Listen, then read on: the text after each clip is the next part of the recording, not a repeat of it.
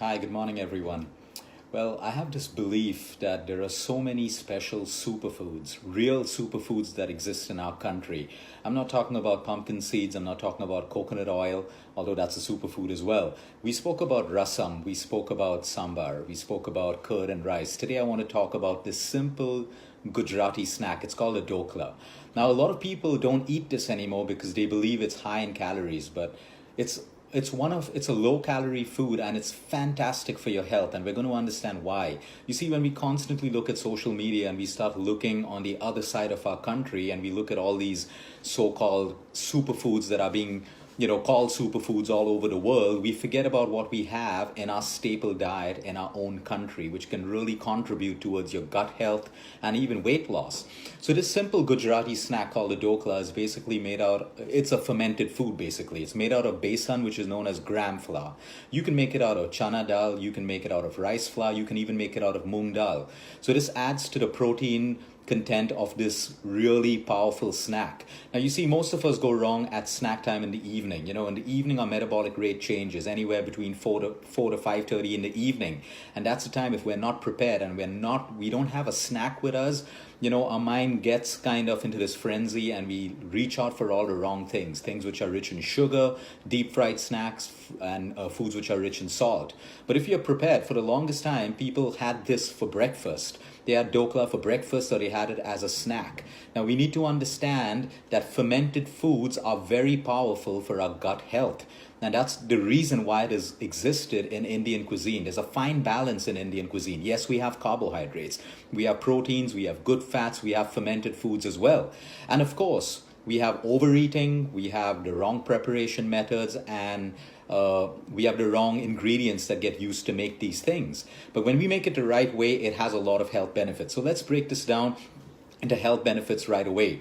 This is high in protein and high in fiber. It's a great snack for diabetics as well because it has a very low GI level.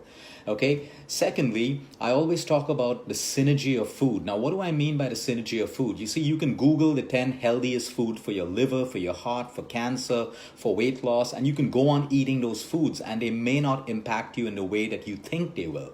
Because food works as a synergy in the human body. Different foods react differently with one another, and the synergy is what breaks them down into nutrients or improves the bioavailability. By bioavailability, I mean the absorption. It's not about what you eat, it's about how your body breaks down, assimilates, and absorbs what you eat. You could be eating broccoli all day long, but if you're not breaking it down the right way and assimilating it and absorbing it, eating all that broccoli is practically useless for you. So for that, we need a well-functioning gut because all the absorption happens in your gut. You see, the entire digestive system in your body is responsible for breaking down your food, assimilating, and absorption. So now this fermented food, this Dhokla, basically works as food synergy in your body. It increases the bioavailability of folic acid. It increases the bioavailability of most B vitamins in the body and vitamin K as well. Now, today, a lot of us lack B vitamins. We know that because we have deficiencies, and a lot of us lack folic acid. So we keep on popping Fol Whites and, all the folic acid tablets. But again, it is about bioavailability. Your folic acid has to be absorbed in the body. And this fermented food can increase the absorption of folic acid, B vitamins, and vitamin K into the human body. Fermented foods are great for your gut. You see, your gut has its ecology. You have good bacteria, you have bad bacteria. We need both of them.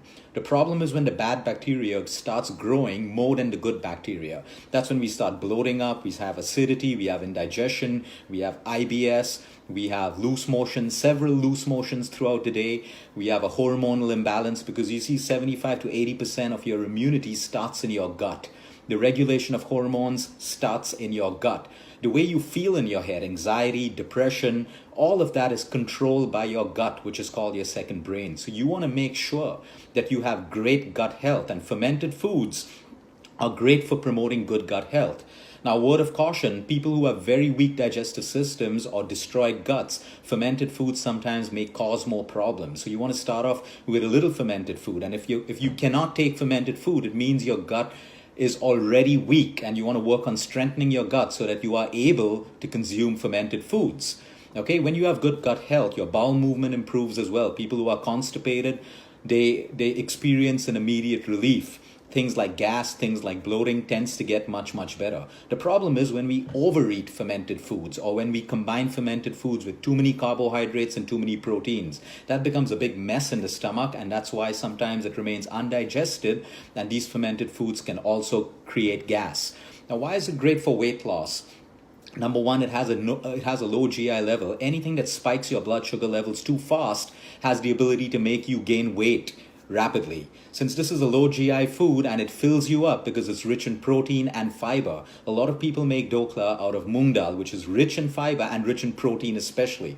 So this is really a wholesome snack for you with a low GI level. It's a great snack for your kids as well.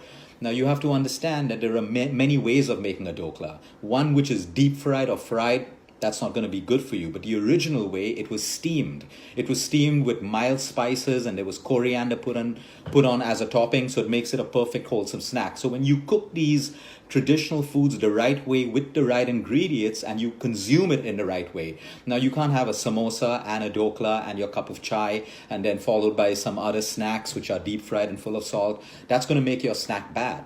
But when you have Dhokla the right way, it's a snack that you can even pack up, carry with you. You know, when you're traveling, you can give it to your kids to take to school, or you can even carry it to work. So when you reach that snack point in the evening, when you're really hungry, you have something which is homemade, something which is healthy, and something that can add value to your health.